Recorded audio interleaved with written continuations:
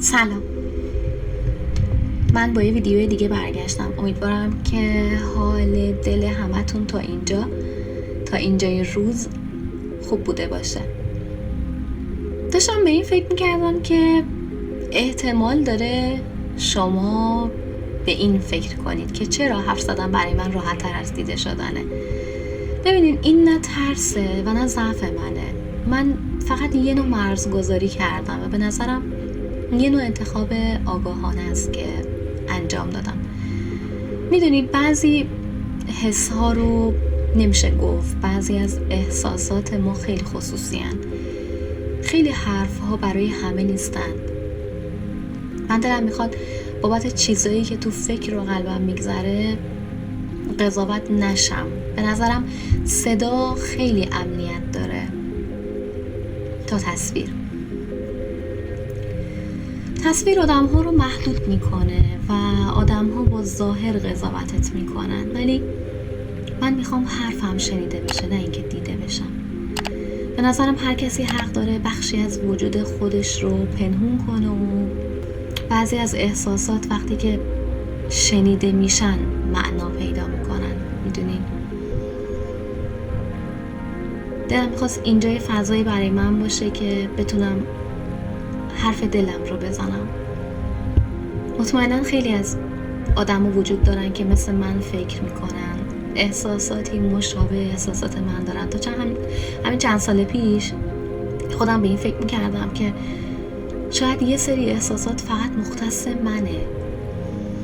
بعدها با دوستام، با فامیلام صحبت کردم، حالا کسایی که همسنای من بودن، کسایی که فاصله سنی حالا کمتر یا بیشتری با من داشتن، دیدم همه اونها هم مثل من هستن. میگن که آره، ما هم این حس رو تجربه کرده بودیم قبلا یا به تازگی تجربه کردیم. خب به نظرم ما آدم ها همه احساسات مشابه و یکسان داریم. هممون در طول رشدمون، حالا رشد معنوی، یه چیزهای مشابهی رو تجربه میکنیم. همه سمت یک مسیر میریم، مخصوصا کسایی که از لحاظ روحی، فکری خیلی بیشتر به ما شباهت دارن. من خیلی وقتا بابت احساسی که از خودم بروز دادم سرزنش شدم یا قضاوت شدم. نمیگم احساس خشم یا حالا همچین چیزی، مثلا احساس دلسوزی، احساس مهربونی.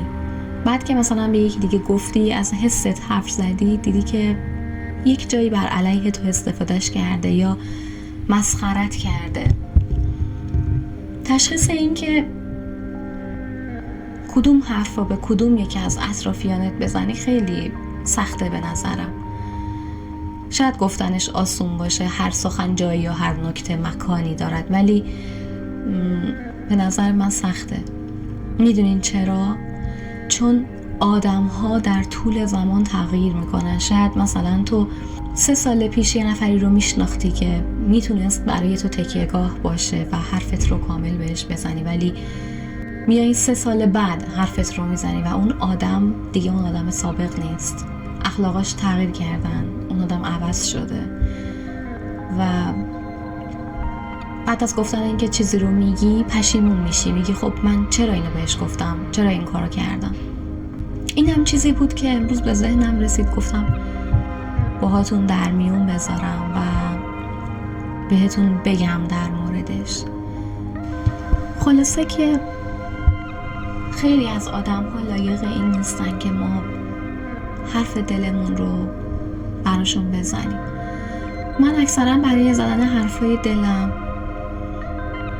از کاغذ و قلم استفاده میکنم. حرفمو مینویسم، اون چیزایی که تو ذهنمه، اون چیزایی که دوست دارم بگم و یا حتی خیلی وقتا ترسام.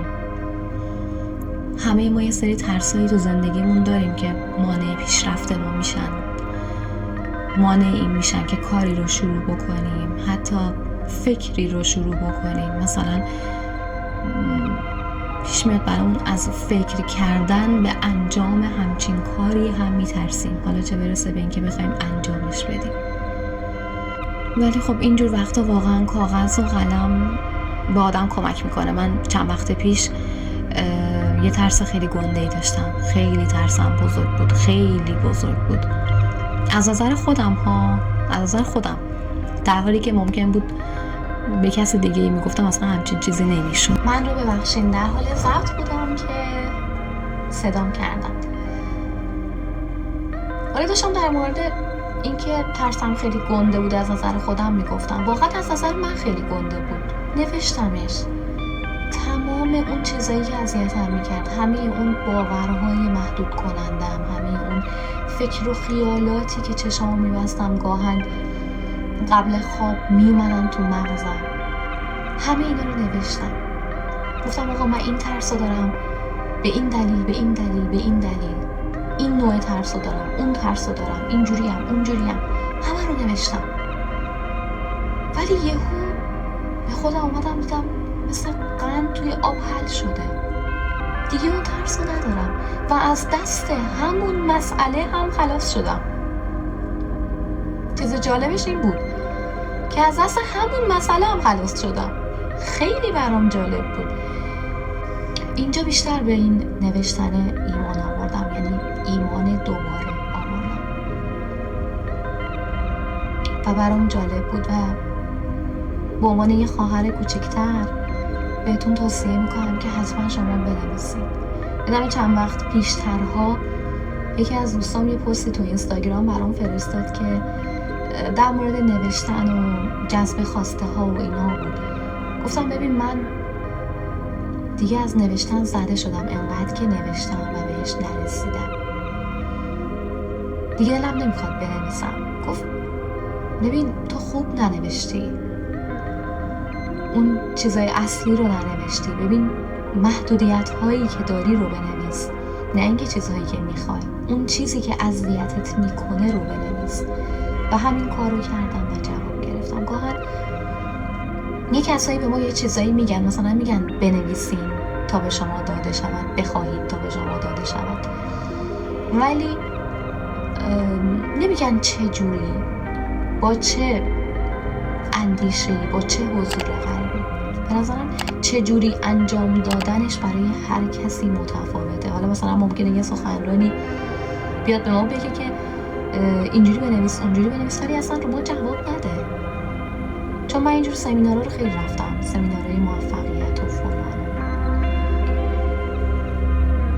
ولی به نظرم همشون راههایی رو میگن که روی خودشون مؤثر بوده و شخصی سازی کردن، یعنی راه خودشون رو شخصی سازی کردن. اینو نباید این کار میکردن، باید میگفتن. یعنی من اگر یک روزی سخنران انگیزشی بشم میگم که بنا به شخصیت خودت بنویس و موضوع رو تحلیل کن، حالا ترست رو، خواستت رو، هر چی رو، بنا به شخصیت خودت تو چی میخوای اینو شخصی سازی کن. این خیلی مسئله مهمیه که به نظرم همه فراموشش کردن.